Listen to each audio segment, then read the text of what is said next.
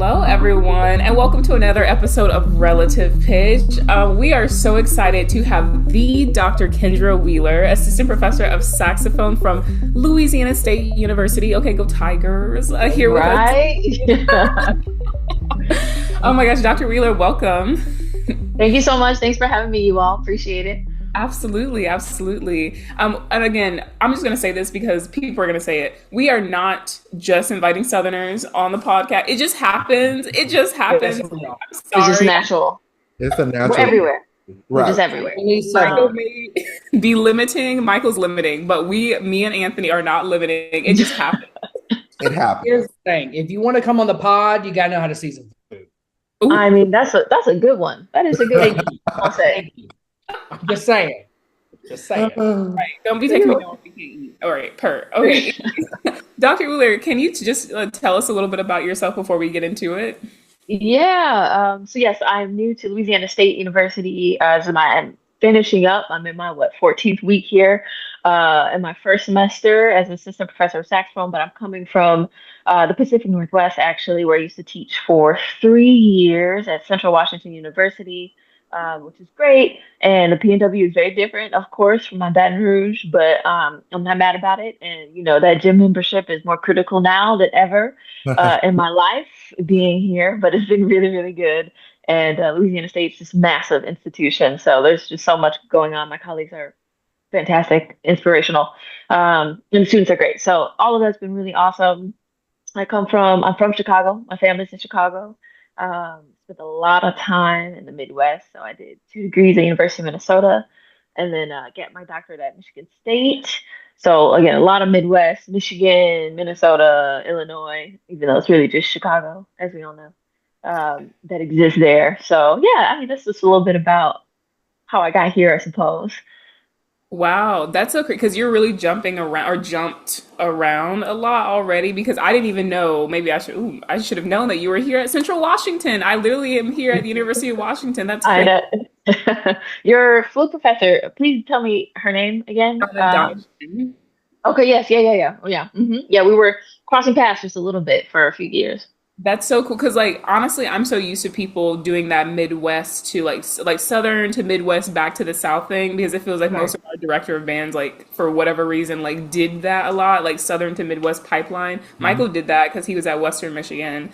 But I hear a lot of people jumping over to PNW and then kind of coming back and everything. So I mean for you shifting around and everything. Because if you've never visited the Pacific Northwest, it is very different. The structure of bands, especially, very different than the Southern band. So, what was the learning curve that you really took away from that? Yeah, I mean, I came from the Midwest too, which is also very different from the South when it comes to band. And for saxophone, band is everything, right? Like that's our bread and butter. We don't have orchestra and other things. So, bands are very, very important. Yes. And in the PNW, it's interesting. I mean, there at Central Washington, it's interesting too. At the time I got there was a very live band culture. That was alive and well. I mean, orchestra is very strong there. Of course, commercial music, jazz is very, very hip out on the West Coast. But your classical concert band was maybe not as popular. But at least during my time there, I didn't have any issues. It was a growing culture, I think, there. Now in the Midwest, we have private lessons, we have band, there's lots of programs, and of course in the South, band is through and through, especially marching band. And so I guess maybe it was a little bit of a hurdle, but actually not as much as you might have thought, for me at least, in the time that I was there, because the band culture was really started to grow a little bit. Yeah. What, as you grew into what you are today, how was the beginnings of starting on saxophone and going through that whole process? What was it like doing that for you? Yeah. So, the way, I don't know, I don't think all schools are like this, but in my little suburb of Illinois, of the suburbs of Chicagoland area, my little elementary school at the time, or middle school, I don't remember, I was in fourth grade. So whatever that is, middle school? Elementary. Elementary. Okay. It's so far back. I don't know. the way it worked at that time was, you were able to get out of some classes for a little bit because they couldn't have a structured band class. So they would end certain classes early so that they could meet for band during one specific hour of the day, right? So whatever class you were in, you got out for 20 minutes to go have band. And it was really weird, but that's how that worked at that time. And so I was like, okay, I can bite, I can do that. I can get out of math, I can get out of whatever for a little bit and go do this thing. So I ended up joining band. I chose the saxophone. Somehow ended up getting placed on saxophone because everybody wants to play the saxophone because it's Yeah. shiny. In the beginning, they placed me on the instrument, and kind of never looked back. I mean, I stayed in band all the way through high school, but I was actually very much a nerd. I had an electrical or mechanical, some sort of engineering internship with Northrop Grumman, the engineering firm in the United States. And Mhm. so the pipeline was set up for me. I did this throughout high school to go into an engineering degree, and probably end up working for them afterwards. And the kind of cliche thing happened where you have a band director that's, legit and invested. Yeah. And I had one who was not only a saxophone player, but invested and very good at what he did. Mhm. And he was just like, I see you, I see you, I see you. Take lessons with me, take lessons with me. I see you, I see you, I see you. And I was like, no, I'm good, thank you. But after a while, that broke down on top of my mom being like, give it one more year and you can quit and we can move on with this thing, but just do it. Yeah.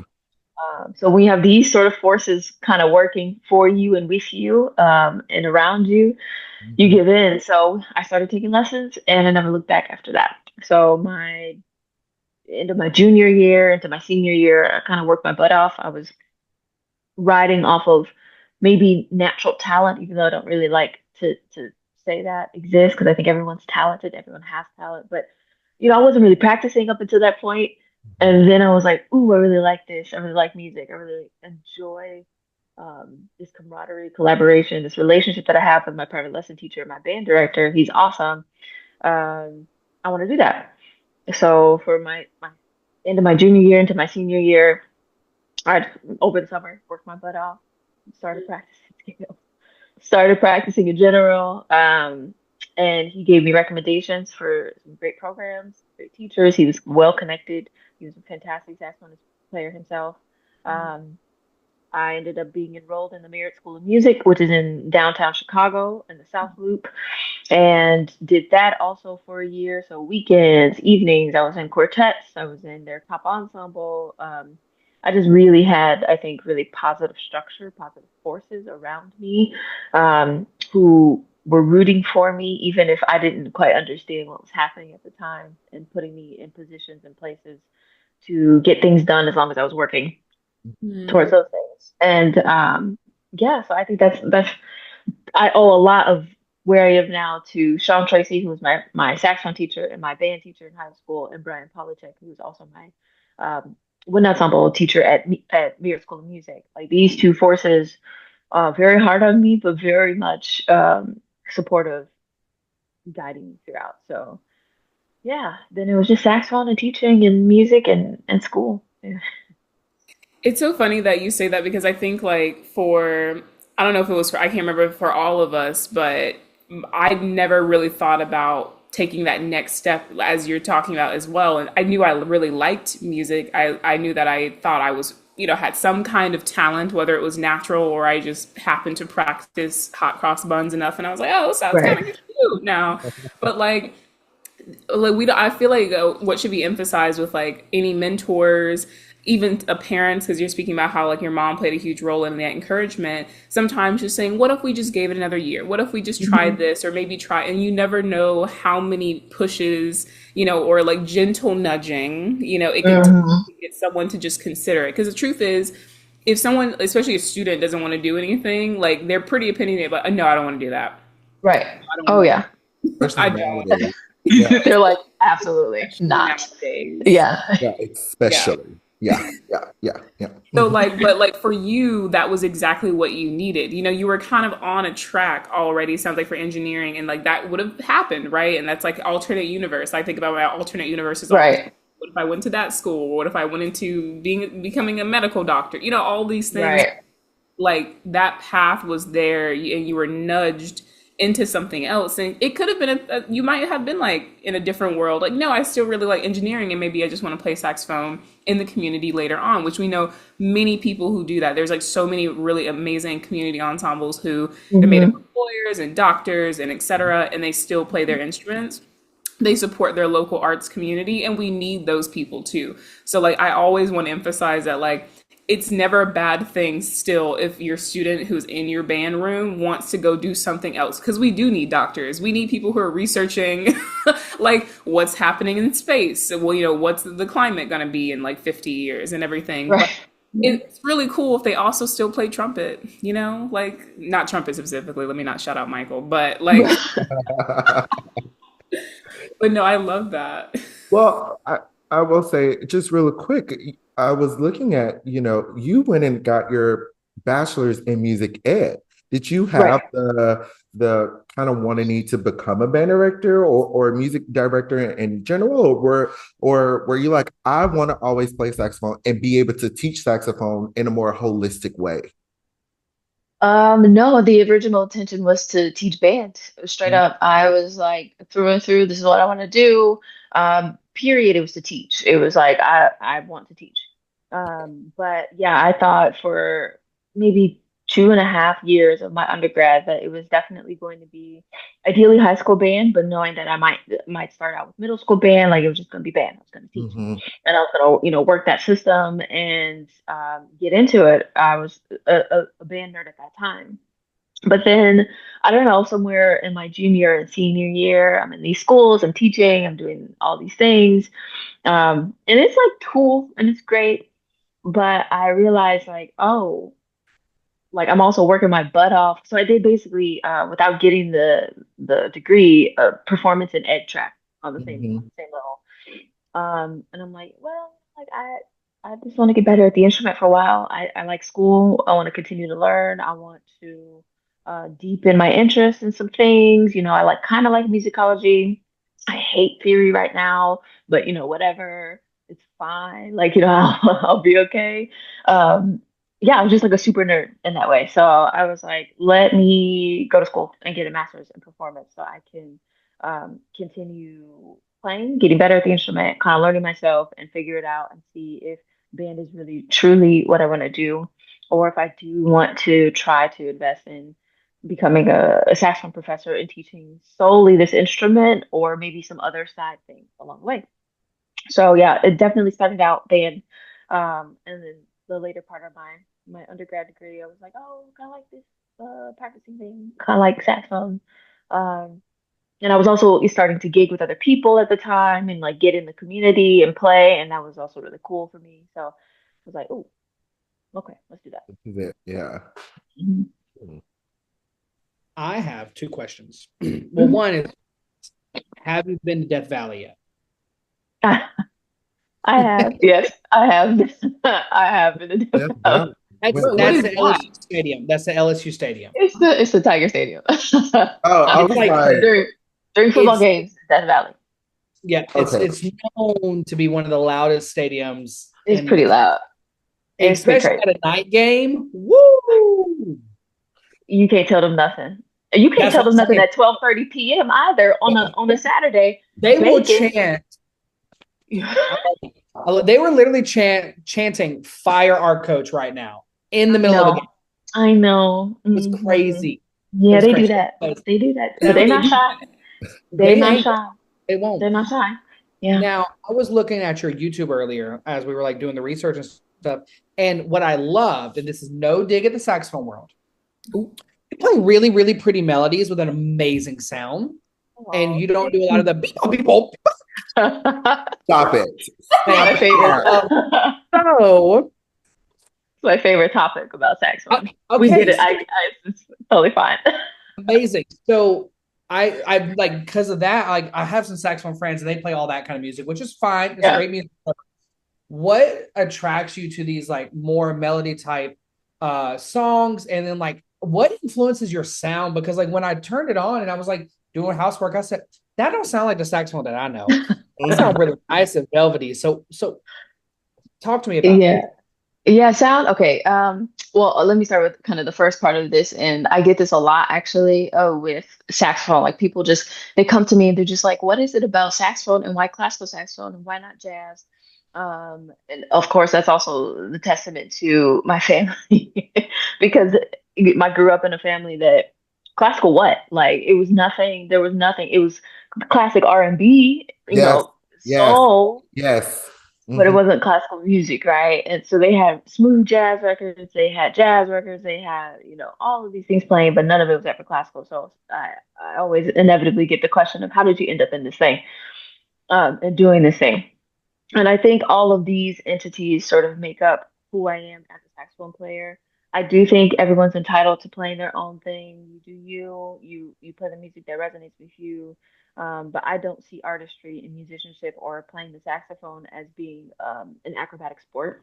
I see it as being a vessel of music making and communication and sharing something with someone. Now, sometimes what you share does need to be people, people, boom, it needs to be that, but it maybe doesn't always need to be that. And I feel very strongly about trying to break down this notion that you need to play every note possible to exist as fast and as high as possible in order to be deemed valid musician. Like I Hmm. don't think those things equal one another. Like the most beautiful things in this world aren't always complex. Sometimes they are really quite simple, but simple doesn't mean easy, and simple doesn't mean bad. Um, and I think it's really, really hard, and it's almost a lost skill these days of playing a melody. How do Hmm. you play a melody? How do you play phrase? What is a phrase? What is shape? What is color? What is character? And I think I can only speak for saxophone because it's my world. Sometimes we get lost in the sauce. Sometimes we get lost in the validity of the instrument, trying to prove that this instrument is a classical instrument to be compared to and equal to violin and strings. And I think we've actually done that. Like, I really do. I think we proved that we can play a lot of notes and we can play hard music and we can do those things. And that is a great feat of many people in our field who've done wonderful work advancing the instrument in that way. Absolutely. Like, without fail, we did need pedagogical, technical advancement. Yep. Hmm. Totally. And we did need to prove that we can hang. I agree, but I just don't think that means that we need to look down on or get rid of then all the other things, because then we find ourselves stealing music from every other instrument because it has melody, Mm. Mm. because it has phrase, because it has substance, because it has content, because we like the way it sounds. And then we look at our music and we go, oh, I just want to play this. No, you want to play that because you resonate with so much of it.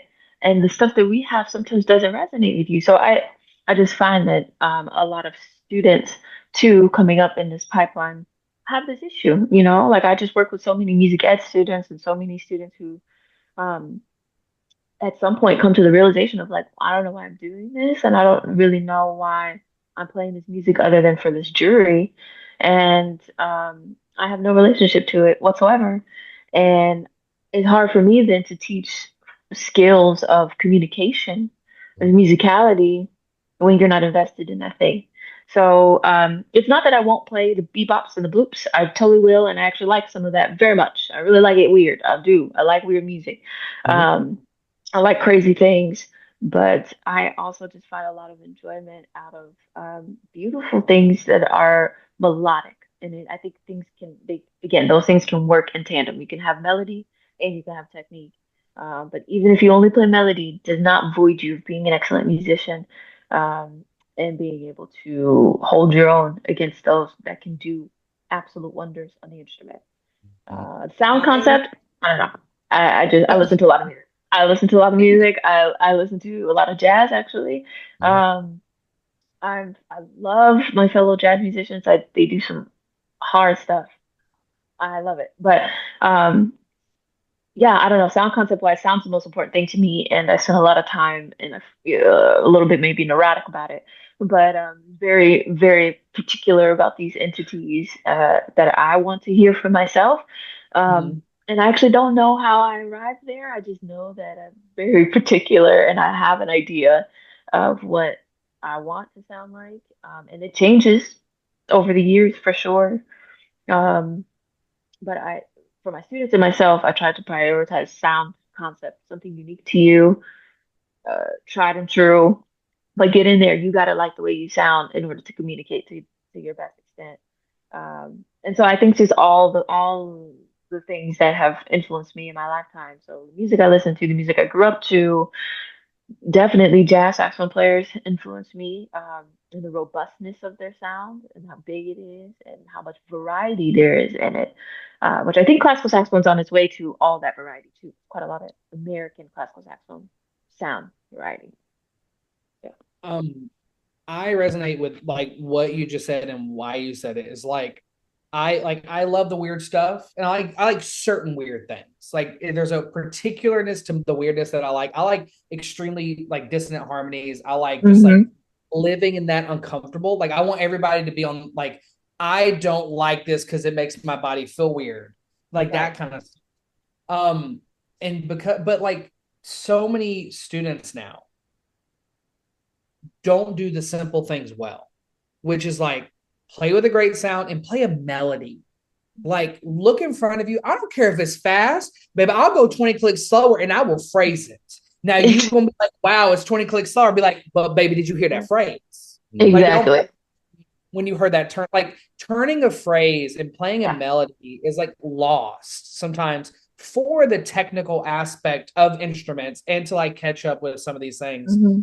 And I just gave a lecture on this piece, and I you probably know this because this is your area. How do you feel about the Pulitzer Prize winning Adagio for saxophone? Yeah. I love that it has won a Pulitzer, and I love the piece. I think it's great. But many people might look at that and go, too easy, right? Wow. Because it's adagio, it's slow, it's whole notes, half notes, it's push and pull, it's how do you sit on this note, right? And tell my students this all the time: don't just sit on a note, please do something with this note, right? You're just sitting on it, like where's it going? Where's it coming from? Like you're bored and I'm bored, Me right? You just too. trying to count to four, and I'm trying to count when it's over. Like, I just where you we need to go somewhere and come from something. And I think that piece is beautiful. It's gorgeous, and there's a lot of color. There's a lot of possibility for shape and phrase, and uniqueness for the performer, right? Because everybody can approach that in a number of different ways. And I love that Timothy McAllister premiered it, and I love that it's, I think, gaining the acclaim that it should have. But it's not, like a lot of our other pieces. It's actually the opposite of many of our other pieces, but it puts the saxophone in a very unique, special light, I think. Um, I think it's wonderful. I think it's a really good work for us. Well, it's funny that you said it's like unlike a lot of them. It's like slow. It's like there because that's literally I teach music appreciation at my university, and we do a whole lecture on Pulitzer Prize winning because we talk a lot about the Kendrick Mm-hmm. thing, a lot about the Duke Ellington debacle where he wasn't awarded the Pulitzer when he probably should have. Mm-hmm. Mm-hmm. Um, and so we talked about this, and someone was like, "That's not like the saxophone that I hear. Right. I hear a lot of notes usually." And because another thing Mm-hmm. I show is Coltrane's Interstellar Space, Mm-hmm. Oh which yeah. is just drum set and him just popping off. The whole And time. it literally from start to finish, 11 Yeah. minutes. Let's go. Totally. That is a feat. I that is a feat. That is a more than a marathon. Yes. Amen. But I had to just ask about that since I had your ear. No, totally. I mean, for both ends too, right? The jazz world and classical world, the saxophone is the thing. It is notes. It is melody, definitely. And I think jazz musicians um, tap into playing the ballad so well because they utilize so much color and character.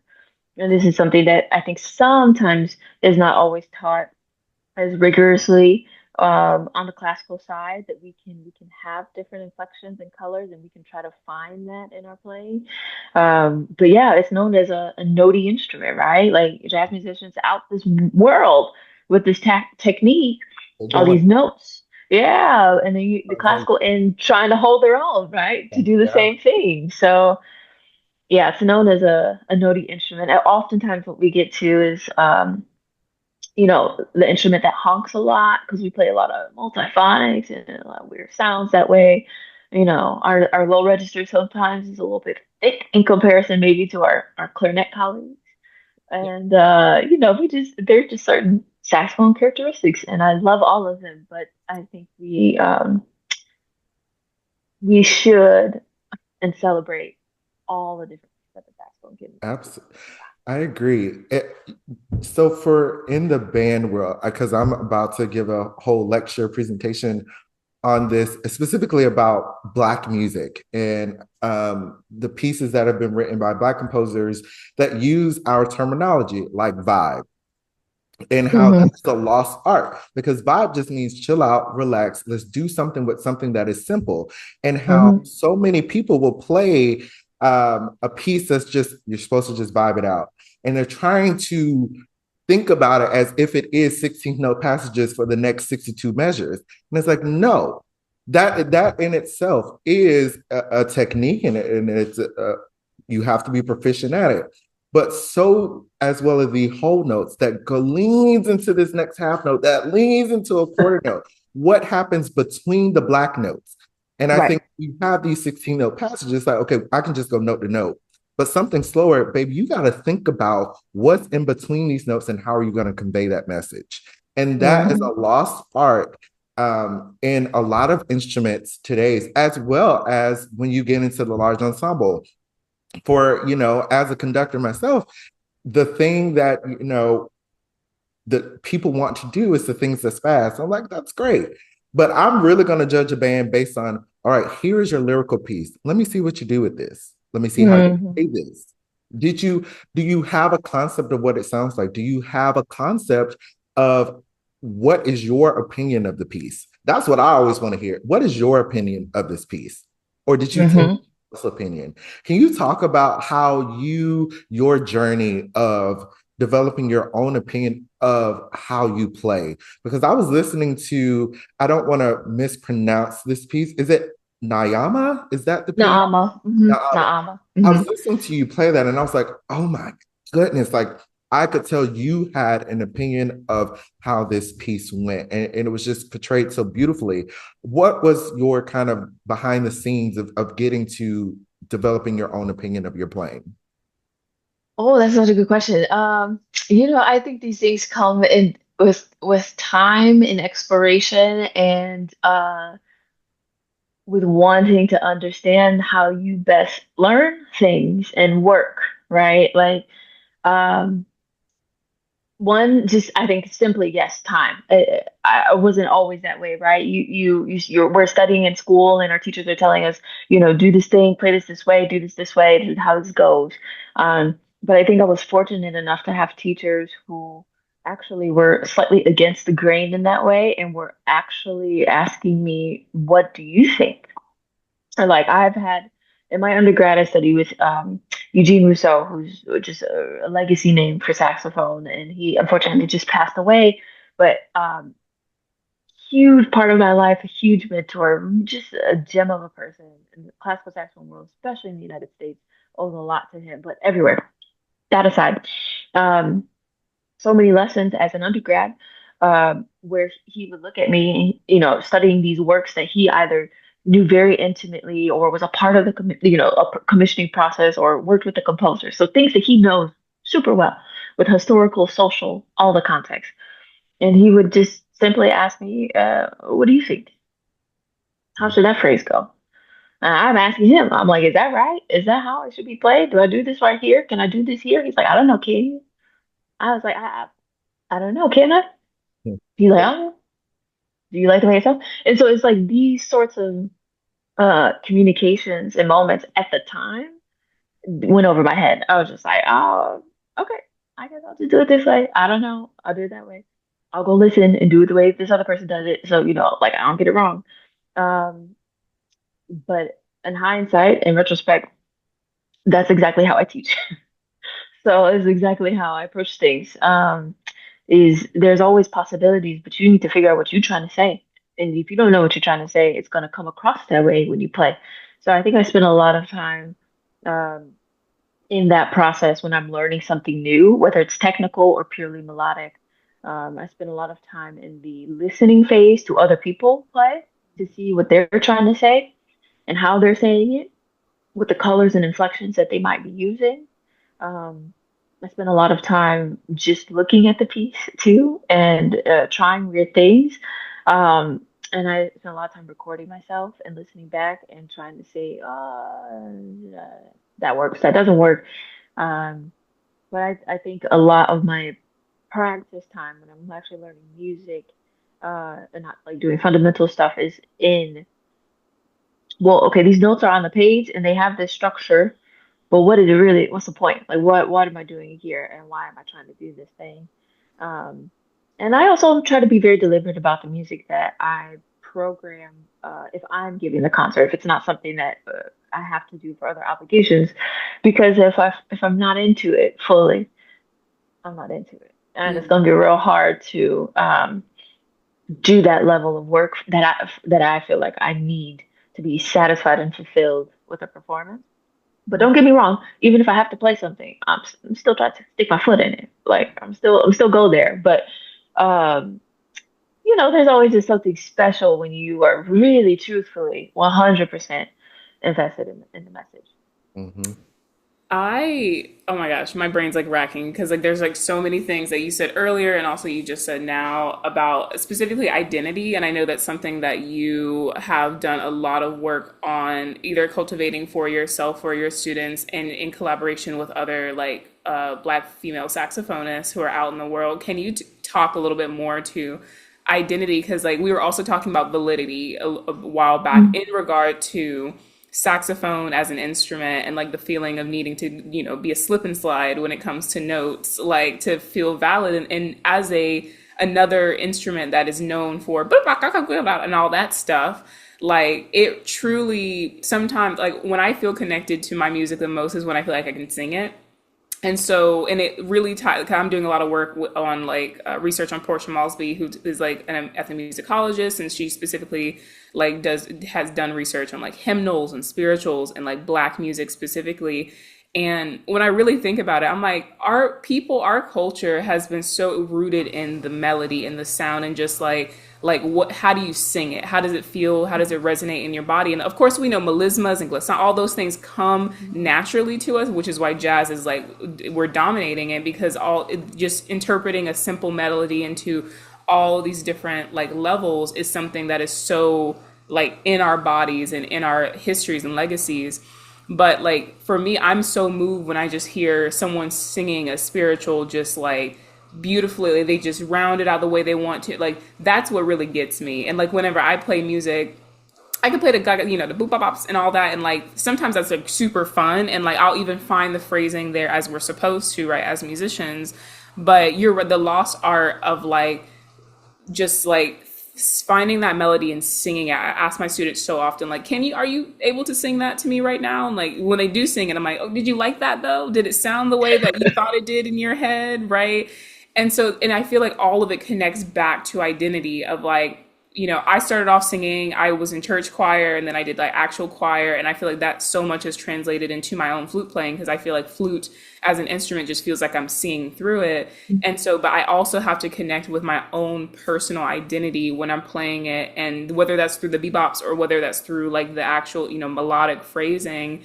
And I wanted to know if that's ever something that you've like, identity is something, again, you have done a lot of like research and talks on and like uplifting, advocating collaboration with and around. So how does that play into like the work that you're currently doing?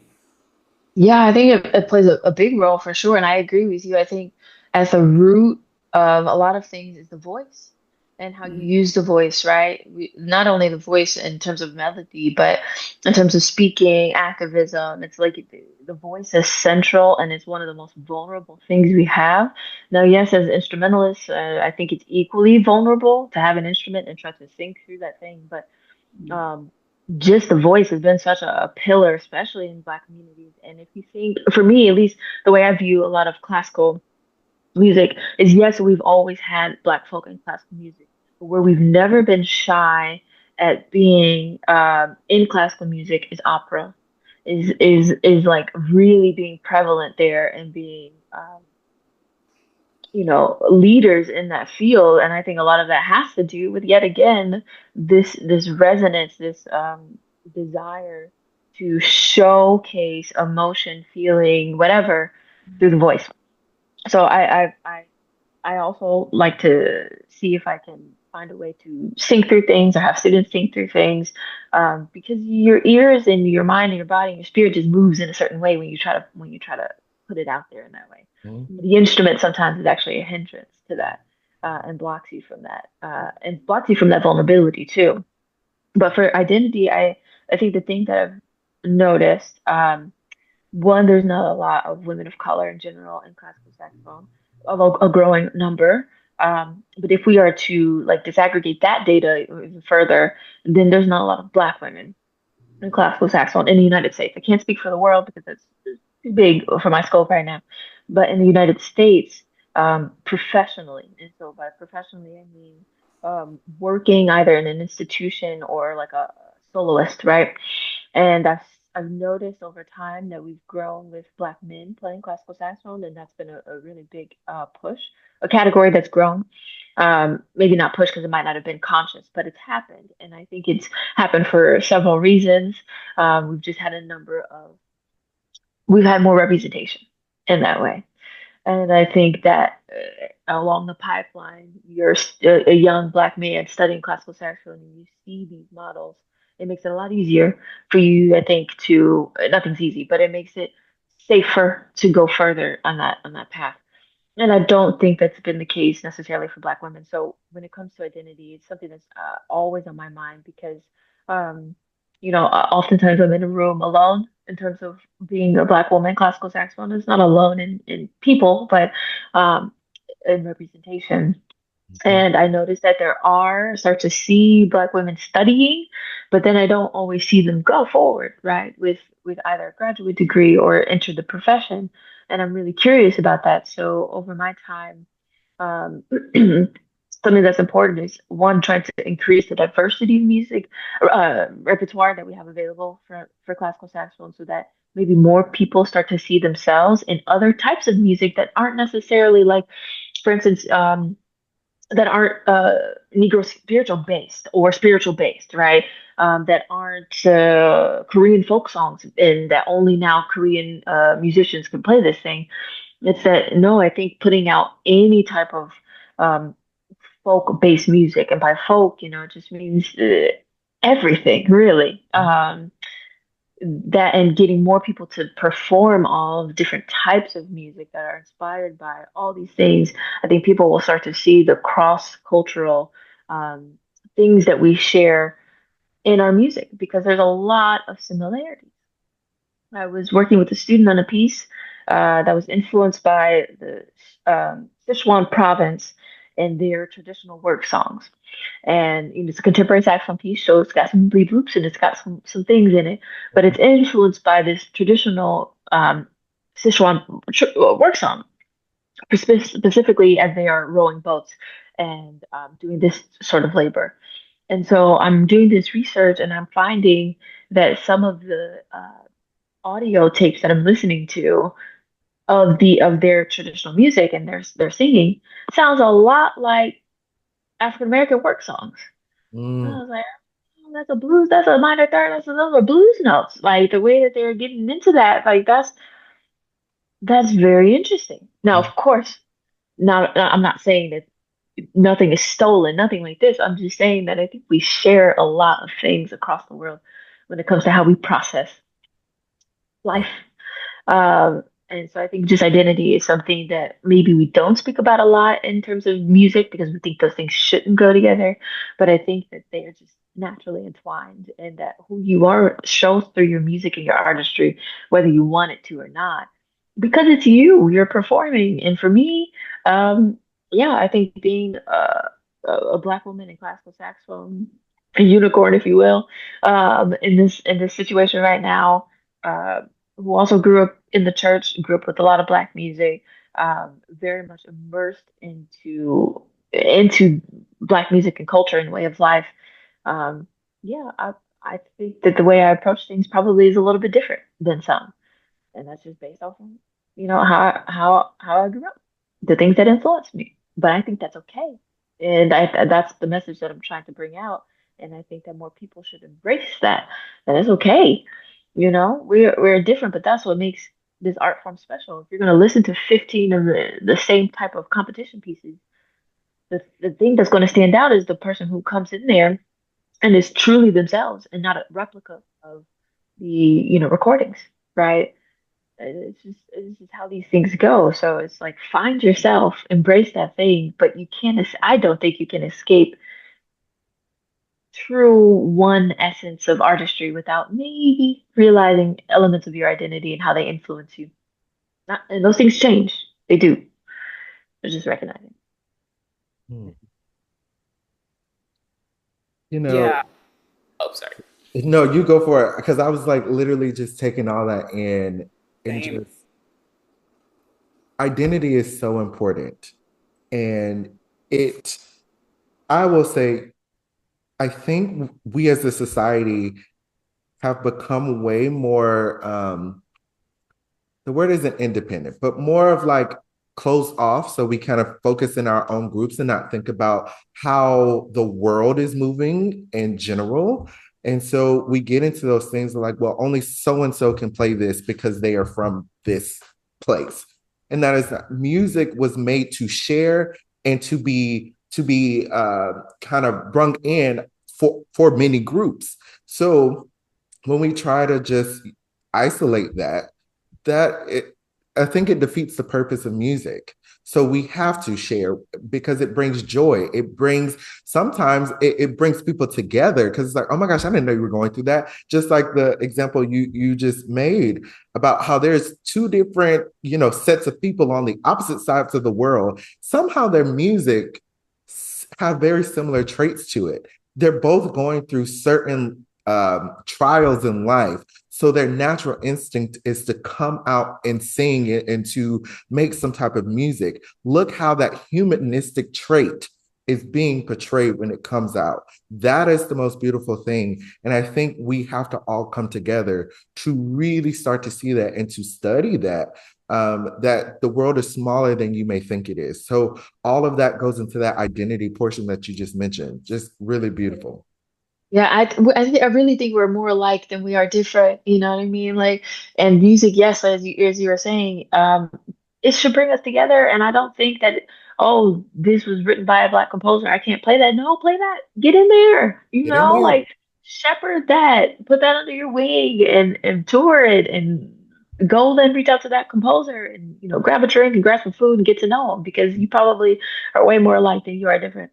Um, but yeah, I think music is for all, and I think some people get scared with the identity conversation, and by no means is this like, from my perspective, and the way that I try to share this with others, an attack on any one person, right? This is not about saying this person's bad, that person's bad, or this group of people bad, this group of people good.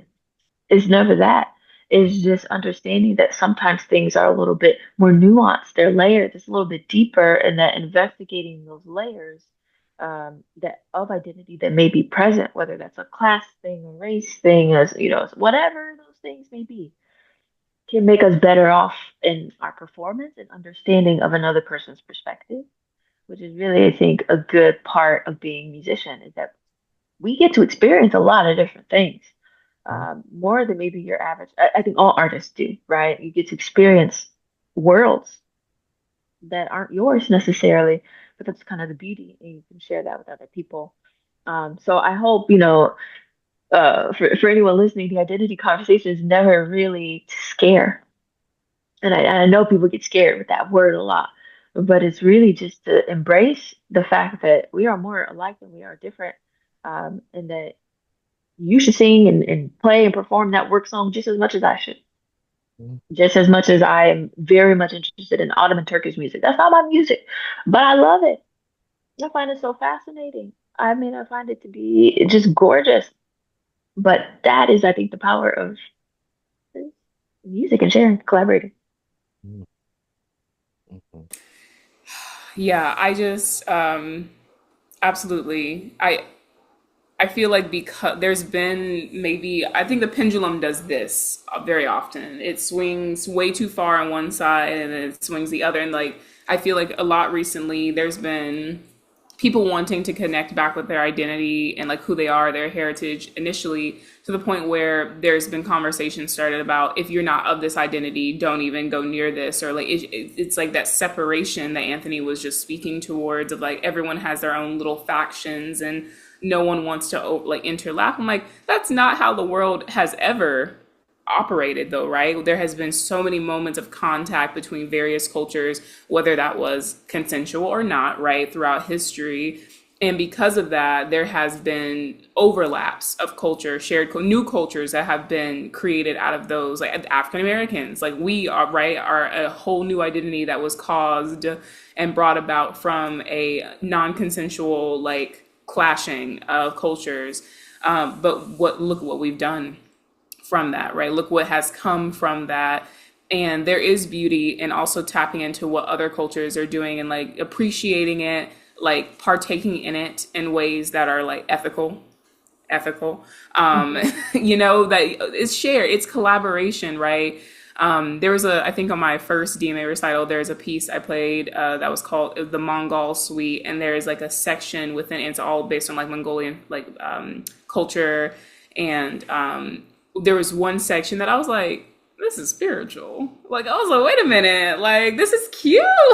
And I was like, what they got going on over there? And it's just like it's that truth is like, we are truly are more alike than I think sometimes we allow ourselves to recognize.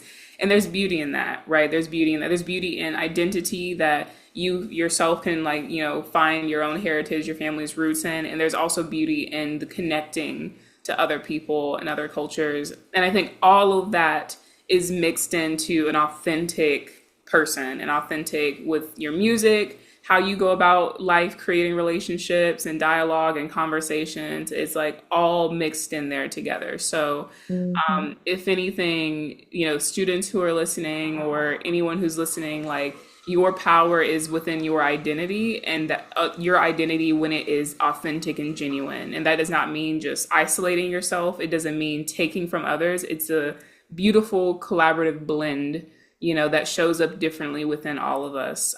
So thank you for highlighting that and speaking to that. Where can we find you? Where if people wanted to like listen to you, to like contact you and talk to you more about the work that you're doing, where can they get in touch with you? Also, is there any upcoming projects you want everybody to know about? Oh, yes. Okay. Okay, so I'll be posting some more stuff to YouTube here shortly. I actually just gave a concerto performance with our wind ensemble here, so that'll be posted soon, which is Cool. great. I saw For that. Oh my oh gosh. Yes, that was great. Yes. yeah, it was really cool. And it's a great piece, and I love the composer.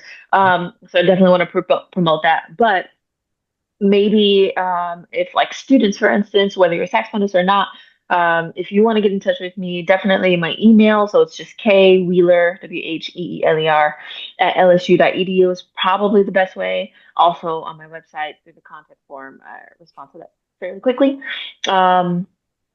Things I'm doing. So, like I said, I'll be posting some things to YouTube in the coming months. I've got a recording project that will hopefully come out in spring, featuring like a standard saxophone work and then some new stuff on there. And then I'm in the process of working on the second, but really the full iteration of what I call the Folk Music Reimagined project, which is commissioning new, emerging, all composers basically, to write folk music influenced works for all voices of the saxophone at two levels. So one at the intermediate beginner level and one at the advanced level. And I hope to keep doing this in maybe every other year or every 2 years. But I'm in the process right now of working with Brian Neighbors, who's a composer at LSU, a wonderful composer, and Christopher Trapani, who's also a composer at LSU. They are on board for this. And so I'm working on commissioning them and getting some new works for saxophone out there, which I think will be really, really fantastic. Um, to go back one step, my album release will also feature a new work on it that was part of the Folk Music Reimagined project by Tolga Özdemir, a Turkish composer, as well as standard saxophone work and one by Jordan Van Hemert, who was a saxophone player as well and a composer and jazz player, just amazing person. So some things on the come up with recordings and repertoire, and hopefully getting that out to people soon. There's always kind of a million things floating around, so I'm trying to remember all of them. Um, my saxophone quartet, or the saxophone quartet that I'm a part of, Medusa Saxophone Quartet, all women, will be performing a Navy Band Saxophone Symposium in January. So if any saxophonists are listening, you can find us there. Um, I'll be at University of Massachusetts Amherst in March, part of their New England Saxophone Day. I'll be back actually in the PNW in April to play escapades with the Yakima Symphony Orchestra.